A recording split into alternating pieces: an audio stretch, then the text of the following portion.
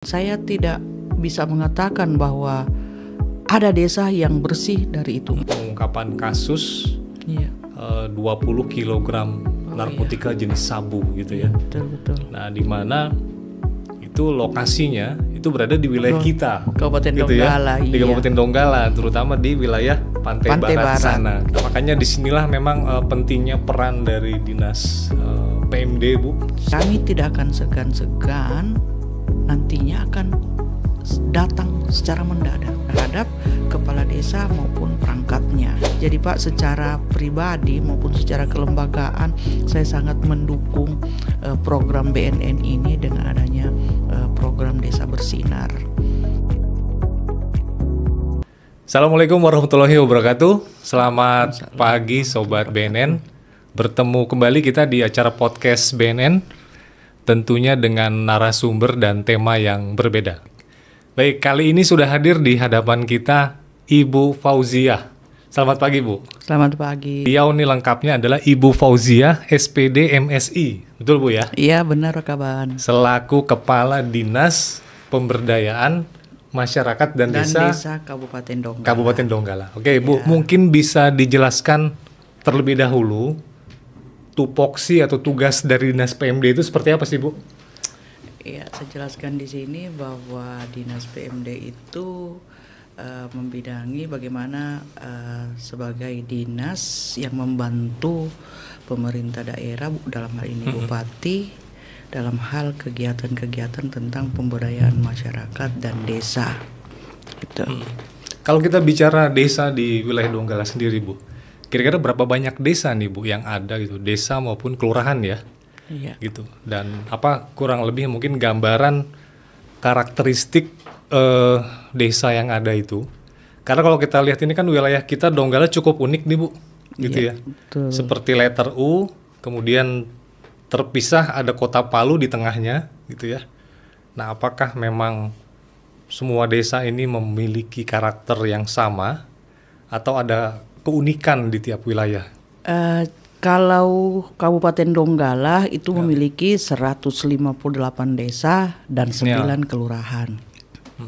Dan Kabupaten Donggala dengan 158 desa, 9 kelurahan memang punya keunikan tersendiri, di mana letak geografis masing-masing desa itu berbeda-beda dan punya keunikan masing-masing.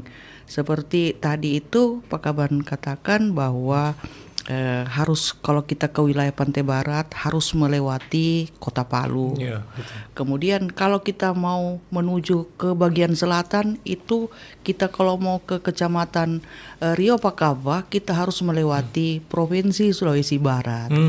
Dan kemudian lagi kalau kita mau ke arah Pinembani kita harus melewati Kabupaten Sigi. Wow. Nah, luar biasa kan? Luar Seperti biasa. itu, iya Pak Kaban. Begitulah barangkali salah satu keunikan dari letak dan strategisnya Kabupaten Donggala. Seperti itu. Dengan berbagai gambaran karakteristik dan wilayah, tentunya kan itu juga menjadi tantangan tersendiri, Bu ya. Iya. Bagi kita gitu. Termasuk juga bagi kami nih di BNN, Bu, gitu ya. Iya. Karena memang kalau berbicara mengenai tugas pokok dan fungsi kami gitu ya. Desa itu jelas menjadi salah satu perhatian, Bu, dari kami kayak begitu ya. Kalau menurut Ibu sendiri, sepengetahuan Ibu nih ya, gitu ya. Kira-kira bagaimana sih, Bu, kalau kita berbicara mengenai gambaran situasi penyalahgunaan narkoba di desa yang Ibu ketahui kayak begitu ya, di wilayah kita gitu terutama. Pak, tidak menjadi rahasia lagi itu kalau narkoba itu dan penyalahgunaannya itu sudah menyebar kemana-mana, apalagi desa. Desa itu juga salah satu sasaran yang terutama itu yang mempunyai lokasi atau wilayah yang mempunyai wilayah laut lah atau penyeberangan atau pelabuhan kecil. Itu gampang sekali itu dimasuki oleh penyaluran narkoba. Dan saya tidak bisa mengatakan bahwa ada desa yang bersih dari itu. Mudah-mudahan dengan adanya beberapa desa yang ada di Kabupaten Donggala yang menjadi program khusus dari BNN itu Desa Bersinar, itu mudah-mudahan tingkat penggunaan maupun penyebaran narkoba bisa terhindar. Seperti itu. Ya, jadi mungkin buat sobat BNN juga kami perlu sampaikan gitu ya, bahwa salah satu program yang kami usung selama ini, di mana program ini sudah berjalan beberapa tahun, itu adalah program Desa Bersih Narkoba atau Desa Bersinar gitu ya, di mana kami dengan pihak Dinas PMD itu sering sekali berkoordinasi kayak begitu ya, karena memang kita memiliki target target program yang sama nih Bu ya. Iya. Berarti di wilayah desa gitu. Dan tentunya memang keberhasilan program Desa Bersih Narkoba ini tidak terlepas dari dukungan Dinas PMD kayak begitu. Bu Fauziah, mungkin saya mau tanya gitu ya. Ini kan kalau kita berbicara tahun 2024, iya, ini tinggal hitungan hari lagi gitu ya. Dan alhamdulillah program Desa Bersih Narkoba yang kita laksanakan di 2 lokasi, iya, insya Allah juga sebentar lagi itu akan selesai. Gitu ya. Nah, mungkin kalau saya boleh bertanya Bu, kira-kira kalau dari pihak Dinas PMD sendiri gitu ya, gimana komitmennya nih Bu, gitu ya, dalam hal misalkan kita berbicara masalah P4GN, terutama untuk tahun 2025 nih Bu, yang sebentar lagi nanti kita akan masuki gitu. Ya, terima kasih Pak Kaban. Jadi setahu saya, walaupun mungkin ada beberapa desa yang sudah melaksanakan desa bersinar itu melalui program BNN, itu juga ada beberapa desa juga di tahun 2024 ini yang sudah melaksanakan program sosialisasi tentang P4GN itu. Jadi harapannya kami juga setelah mereka memprogramkan melalui APBDes itu tentang P4GN, mereka langsung bisa memprogramkan desa bersinar secara mandiri, seperti itu. Dan setahu kami juga, karena kami juga turun langsung dalam hal mengevaluasi APBDes setiap desa, semua desa itu, mereka desa itu juga punya antusias untuk melaksanakan sosialisasi tentang P4GN itu. Dan untuk 2025 nanti, insya Allah pasti ada lagi banyak desa yang melaksanakan kegiatan sosialisasi P4GN. Karena apa Pak Kaban, saya perlu informasi bahwa P4GN itu adalah merupakan juga menjadi prioritas dalam hal penggunaan dana desa. Betul. Nah, seperti itu. Kemudian juga bukan hanya prioritas, jadi mudah-mudahan juga itu sebagai kepala desa dan seluruh perangkatnya BPD betul-betul punya rasa tanggung jawab moral terhadap masyarakatnya, agar betul-betul desanya itu terhindar dari bahaya narkoba. Nah, dengan apa? Mungkin itu tadi itu melaksanakan kegiatan sosialisasi P4GN. Seperti itu Pak Kaban. Ya, karena memang kalau kita berkaca di wilayah Donggala ini Bu ya, mungkin kita semua juga masih ingat beberapa waktu yang lalu, sekitar 2 minggu yang lalu gitu ya, Kepala BNN itu kan melakukan press release pengungkapan kasus 20 kilogram narkotika jenis sabu gitu ya. Betul. Nah, di mana itu lokasinya itu berada di wilayah kita, Kabupaten gitu Donggala, ya, di Kabupaten Donggala, terutama di wilayah Pantai Barat sana, kayak gitu, di wilayah Kecamatan Sindue kayak begitu. Dan ini perlu kita pahami juga bahwa itu adalah jumlah barang bukti yang berhasil disita. Kemungkinan barang narkotika yang lolos, nah itu kemungkinan pasti cukup banyak gitu ya. Nah, makanya disinilah memang pentingnya peran dari Dinas PMD Bu, kayak gitu. Dan kita memberikan apresiasi ya Sobat BNN juga kepada Ibu Fauziah dan teman-teman di Dinas PMD.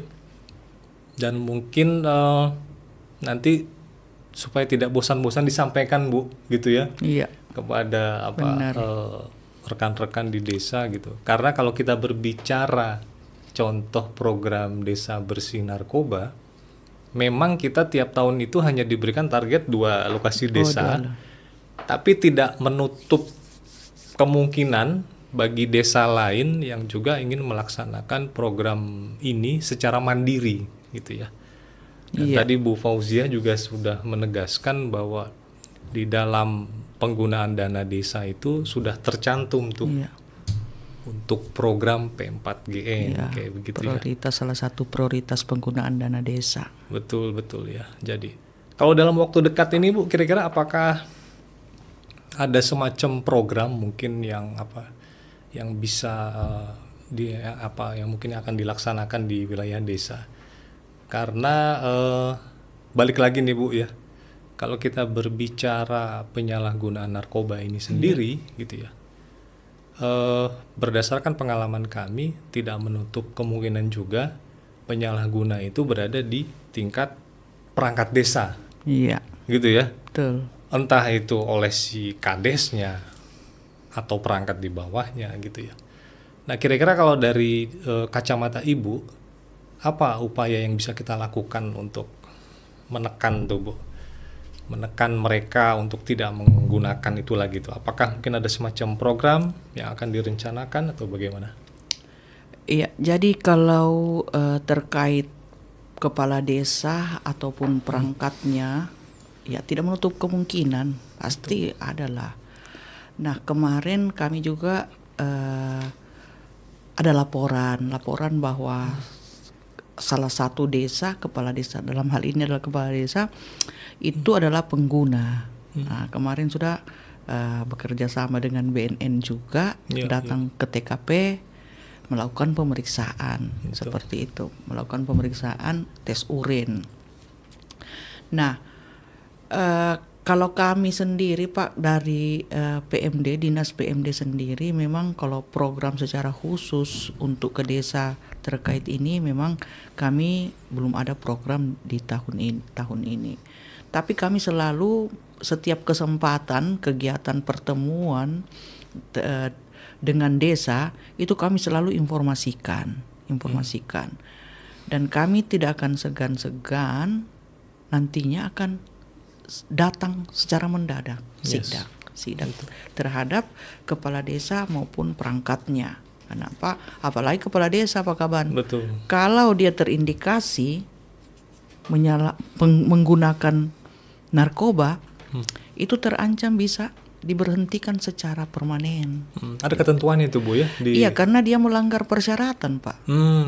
Persyaratan kan kepala desa tidak boleh harus bersih dari narkoba. Dengan apa kemarin mereka waktu ikut calon mengikuti seleksi calon kepala desa, salah satu syaratnya adalah bersih dari narkoba, bebas dari penggunaan narkoba. Nah, kalau misalkan dia terindikasi, ya terbukti, itu diberhentikan secara tetap karena sudah melanggar persyaratan. Iya, betul.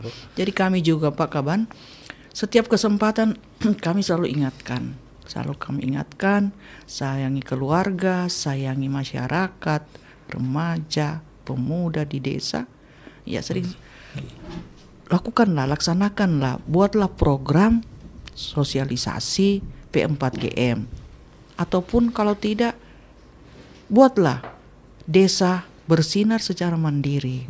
Saya bilang melalui penggunaan dana desa. Nah, ya itulah. Tapi kemarin sepertinya ada desa kemarin hanya kasih tahu sama saya, kebetulan kemarin datang ke ruang, Bu, saya belum desa bersinar Bu, tapi saya masih mau program di 2025 ini sosialisasi P4GN. Saya bilang silahkan program. Saya nanti kita arahkan lagi, nanti arahnya ke desa bersinar supaya lebih tersosialisasi lagi bahwa desanya Bapak itu sudah bersih dari narkoba. Jadi orang yang mau masuk, ancang-ancang masuk misalkan untuk melakukan penyebaran ataupun mempublikasikan narkobanya, takut karena melihat desa bersinar. Bapak punya banyak spanduk, banyak pamflet-pamflet. Desa ini bersih dari narkoba.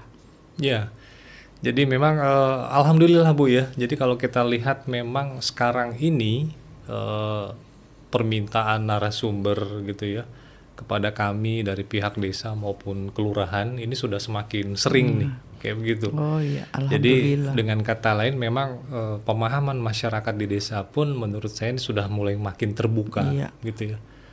Karena memang agak miris gitu kalau kita melihat kasus penyalahgunaan narkoba yang ada di desa gitu ya. Kita sering mendapatkan laporan kayak begitu Bu, tentang apa modus-modus yang terjadi di wilayah desa gitu kan. Baik itu menghinggapi misalkan saudara-saudara kita para nelayan ataupun petani kayak begitu kan. Nah, di mana misalkan penghasilan yang mereka peroleh itu kayak begitu itu banyak juga digunakan untuk mereka membeli narkotika. Bahkan terkadang informasi yang kami dapat itu Bu, itu misalkan pada saat mereka sebelum panen itu biasanya pengedar juga sudah mulai mendatangi itu. Karena Memberikan secara gratis dulu, bayarnya nanti setelah panen gitu kan. Entah itu panen mungkin apa ikan atau apa tanaman lain gitu ya. Nah, makanya mudah-mudahan animo dari desa itu semakin tinggi kayak gitu ya. Mudah-mudahan. Setidaknya ada upaya yang bisa kita lakukan Bu, iya benar, untuk Pak. menekan angka penyalahgunaan narkoba di desa gitu ya. Oke, mungkin terakhir Bu gitu ya, terkait dengan kolaborasi yang kita lakukan kayak gitu ya, terutama kaitannya dengan program Desa Bersih Narkoba ini yang sudah berjalan beberapa tahun. Apa kira-kira nih Bu, apa harapan dari pihak Ibu mungkin ya kepada BNN gitu kan? Entah itu kaitannya dengan mungkin program kegiatan atau hal lain gitu. Ada masukan yang mungkin ingin Ibu sampaikan gitu? Oh iya. Jadi kalau harapan saya tetap barangkali Desa Bersinar itu baik dilakukan oleh program BNN sendiri ataupun dilakukan secara mandiri oleh desa, BNN tetap welcome untuk membantu desa seperti itu. Dan kemudian juga karena biasanya itu kalau mereka datang ke PMD menanyakan tentang itu, saya selalu arahkan silahkan berkoordinasi, berkonsultasi di kantor BNN. Betul. Mereka yang lebih tahu bagaimana teknisnya, silahkan. Jadi saya juga Pak Kaban, saya juga sebagai orang Donggala merasa punya tanggung jawab moral bagaimana generasi kita ke depannya, generasi kita ke depannya supaya betul-betul, karena dampak yang kita lihat terhadap orang yang telah menyalahgunakan narkoba ini sangatlah luar biasa. Karena apa? Betul. Di desa-desa itu peningkatan kriminal itu sangat tinggi. Karena apa? Mau beli sabu tidak ada uang, jalan lain lah yang ditempuh. Seperti itu. Jadi kasihan. Jadi Pak, secara pribadi maupun secara kelembagaan saya sangat mendukung program BNN ini dengan adanya program Desa Bersinar. Dan saya pun nanti berupaya bagaimana desa, semua desa yang ada di Kabupaten Donggala bisa berpartisipasi. Baik mungkin dari segi anggarannya mungkin belum memadai, silakan melaksanakan kegiatan sosialisasi P4GN. Sosialisasi P4GN karena apa? Setelah nanti sosialisasi P4GN ke depannya mereka bisa programkan lagi Desa Bersinar. Seperti itu. Jadi Pak Kaban, saya tetap komitmen. Saya sangat mengapresiasi BNN Kabupaten Donggala yang sudah tidak bosan-bosan. Kalau diundang ke desa tetap hadir walaupun dengan medan yang luar biasa Pak Kaban Kabupaten Donggala, Rio Pakaba, Pinembani. Saya lihat Pak Kaban punya punya staf di sini ini pejabat tidak melihat tempat lokasinya karena merasa punya tanggung jawab moral, sehingga bisa datang ke lokasi walaupun melewati rintangan dan medan yang sangat berat. Karena Kabupaten Donggala ini Pak, medannya ini tidak semulus jalan mau ke kota. Jaraknya jauh dan lokasinya pun ya begitulah. Apalagi kalau mendapatkan desa menuju desa yang intensitas curah hujannya tinggi. Nah itu. Jadi memang memerlukan mental dan dengan komitmen yang tinggi, komitmen yang luar biasa, sehingga bisa sampai tiba di desa yang dituju. Jadi saya sangat secara pribadi maupun secara kelembagaan mengucapkan terima kasih banyak kepada BNN Donggala. Karena saya dengar biasa, ada di desa ini. Alhamdulillah. Iya benar Pak. Jadi saya biasa, ada di desa ini BNN ada sosialisasi di desa. Ya alhamdulillah, berarti tersampaikan lagi satu pesan moral kita kepada masyarakat. Seperti itu. Jadi baik. Begitu barangkali Pak Kaban. Ya baik. Ya, mudah-mudahan 2025 kegiatan ini ya di desa tetap banyak melaksanakan sosialisasi P4KN dan menuju desa bersinar. Amin. Jadi memang terima kasih Bu sekali lagi gitu atas koordinasi, atas kontribusi yang kita sudah lakukan selama ini gitu ya. Termasuk dukungan dari Dinas PMD dalam melaksanakan program-program kami di desa. Dan mudah-mudahan di tahun 2025 nanti kita bisa tetap berjalan bersama Bu ya. Insya Allah, amin. Apalagi dengan pimpinan yang baru. Iya. Mudah-mudahan beliau juga punya semangat yang sama seperti Ibu. Saya pikir gitu. Beliau welcome. Amin. Alhamdulillah. Kabupaten Donggala, masyarakatnya di Kabupaten Donggala. Mudah-mudahan. Iya. Gitu ya. Iya. Baik, terima kasih Bu Fauzia atas waktunya. Oke, Sobat BNN, demikian bincang-bincang kami di kesempatan ini melalui podcast BNN Donggala. Kita berjumpa di kesempatan yang lain dengan narasumber yang berbeda. Wassalamualaikum warahmatullahi wabarakatuh. Waalaikumsalam warahmatullahi wabarakatuh.